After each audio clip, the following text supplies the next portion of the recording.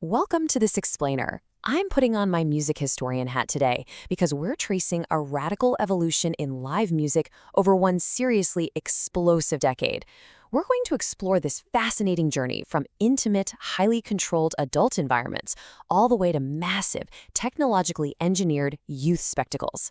It's a wild story of cultural collisions, economic explosions, and the music industry's relentless, ongoing quest to package and sell the live concert experience. Let's jump right into a legendary and, frankly, historically debated standoff in Las Vegas. This moment perfectly illustrates the violent cultural collision between the old guard's polished, high-roller dominance and the young Rolling Stones. Now, some sources place this clash in '64, others point to the Summer of Love in '67, and some researchers argue the direct rivalry was kinda just an industry myth. But the economic contrast, that's undeniable. You had Judy Garland commanding $50 a ticket in sold-out, intimate 1,200-seat showrooms. Meanwhile, the Stones, who represented this unpolished youth rebellion, were struggling with thousands of empty seats in a 9,000-person convention center at just $5 to $10 a pop. To really understand this massive shift, we have to follow the money and the masses. We're tracking a chronological dialectic here, going from the intimate control of the mid-'60s straight into the alienated mass chaos of the stadium era by 1969, and finally arriving at the industry's attempt to perfectly engineer live intimacy in cinemas by 1974. This isn't just music history. It's the story of how audiences physically experienced entertainment once youth culture grabbed the reins of the entire economy.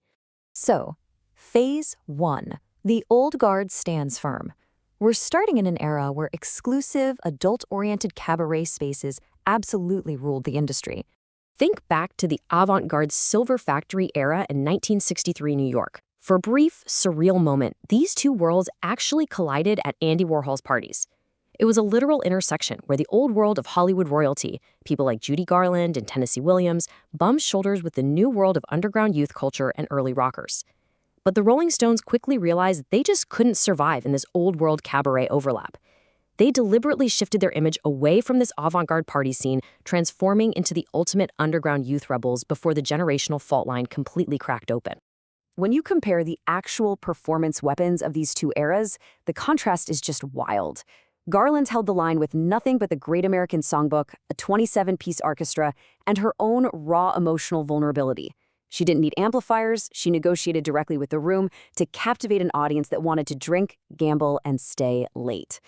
On the flip side, the Rolling Stones armed themselves with electric blues and unpolished rebellion, bringing in massive crowds of teenagers with zero money and way too much noise.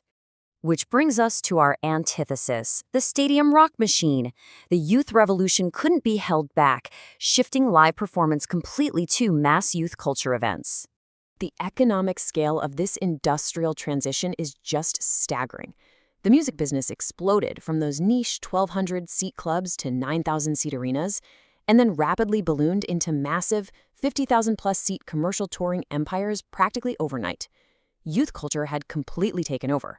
But, as we'll see, scaling up a commercial venture this exponentially came at a severe cost to the actual experience. Because, as one source brilliantly put it, the gods of lucre have made live rock and roll a business far too big for human comfort. The shift to these massive 50,000-seat stadiums deeply alienated fans. The intimacy was dead.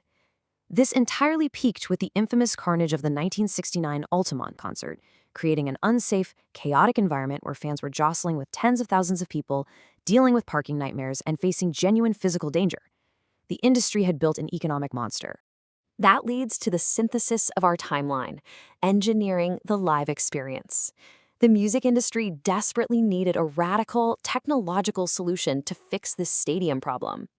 So ask yourself, how do you replicate that massive scale and energy of a stadium rock show, but completely eliminate the danger and the disconnect? By 1974, the industry sought an answer to this vital question, resulting in the independent concert film Ladies and Gentlemen, The Rolling Stones. But keep in mind, this wasn't just meant to be a standard movie. It was explicitly designed as an entirely new medium to redefine the live concert experience. Producers marketed this as the ultimate sanitized utopia. They claimed they had surgically removed the obscene aspects of live music while retaining the raw, visceral intensity of the Stones' spectacular 1972 Texas tour. The promise was huge. You get the comfort of your local theater, no outrageous scalper prices, no physical danger of 50,000 people, and absolutely crucial for this crowd, zero chance of being arrested by the cops. A completely controlled environment for the ultimate uncontrolled band. Enter the quadraphonic cinema solution. To actually pull this off, the industry had to completely overhaul local movie theaters into heavily engineered acoustic fortresses. Their master plan was incredibly ambitious. They essentially hacked the cinema by installing 4 massive speaker tiers. Step 2, they pushed the ambient noise of those 50,000 Texas fans directly to the rear channels. Step 3, they delivered the band's music and vocals straight to the front speakers. But the true genius was the final step, literally engineering live acoustic intimacy by using traveling sound engineers to manipulate the room mix live every single night. It's actually a fascinating twist of irony. They were trying to artificially recreate that responsive feedback loop that performers like Judy Garland used to command naturally. A sound engineer named John Knabb would literally sit in the middle of a movie theater audience with a mixing console. He said, "Late evening audiences run to a more raucous party mood, so I turn it up. 7 o'clockers usually run in a quiet mood, so we keep it down." He was basically a live DJ performing the room alongside a pre-recorded movie. But here's the catch. Despite all this incredible technological effort, the human brain kind of rebelled.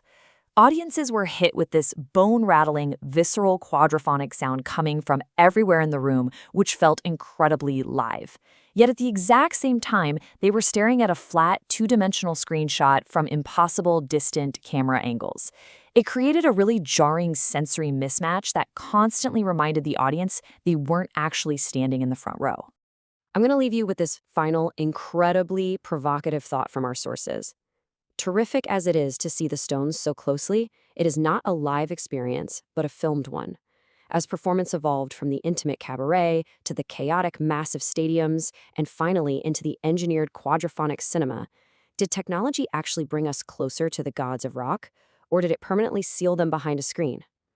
Definitely something to think about the next time you watch a concert through your phone. Thanks for joining me on this explainer.